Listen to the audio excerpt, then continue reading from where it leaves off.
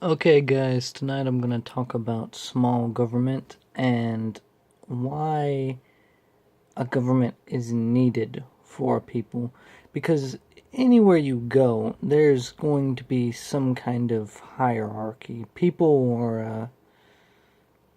Humans, are a tribe creature, and we always default to some kind of leader. It's never a full consensus of we all come together to make a decision. Usually there is one alpha,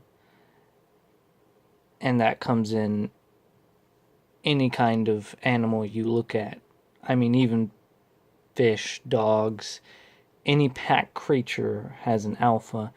And as a tribe grows, it turns into a government, and that's just the way of advancing things. And government is needed for multiple reasons in our modern day.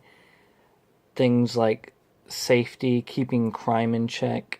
I mean, if there wasn't any government, there wouldn't be any police force. And some people argue that, well, if there wasn't any police force and people would be protecting themselves, well, then you have old Western day style things where people just shoot each other in the streets, and that's not good for anybody, really. It's better to have a government that can keep people from shooting each other in the streets than no government at all. And government projects really help a lot of people out. It helps the poor out a lot, which a lot of those people really need it. And there is an argument there that they help the poor out too much.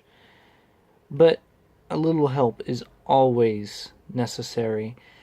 Supplying things that other people won't supply, like roads. Before there were governments, people did build roads and then would charge people for it.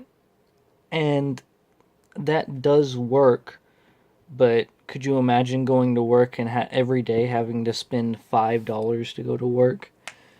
And whenever someone has full control over something, they tend to jack the price up as much as they can, unless they're doing it for the help of the people, which is what the government usually tries to do. And another thing the government does, at least in America, is they're supposed to keep companies in check. Say you have two companies, and these two companies sell a necessity.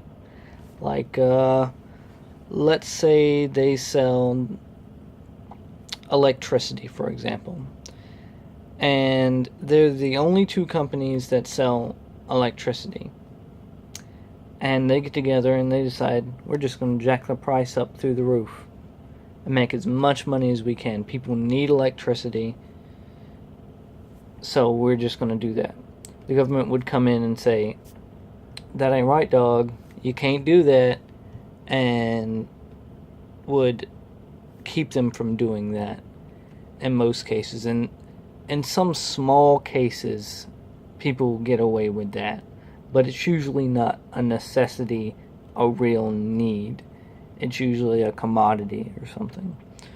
So, something that can sometimes happen is in the early days of America, the founding fathers made the country, and they gave the states more power than the federal government.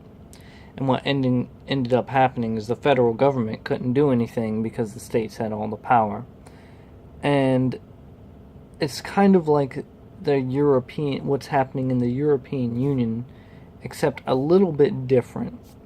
In America, it was the people making it. In the European Union, as far as I can tell, I don't live in Europe, but from what I've seen and what I've looked up, the heads of the European Union are the people that appoint the next European Union, so there's no accountability there. So, whenever you have it in the States that happens one state can run over another state. Different things can happen that way. And it's generally better to come under one government. Say you have a household of people. You have a family of 10, and they're better at protecting themselves against the wild wolves outside of their home or something crazy than if each person went out and lived on their own. That's kind of the idea of states coming together under a government, because although some states could survive without the government, it would be a lot harder for them, and generally it's better for everybody.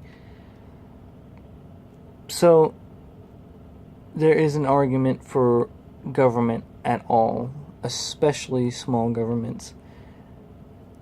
So that's all there really is to say, unless y'all can think of anything else in the comment section. I'd love to hear it. Have a good night or day.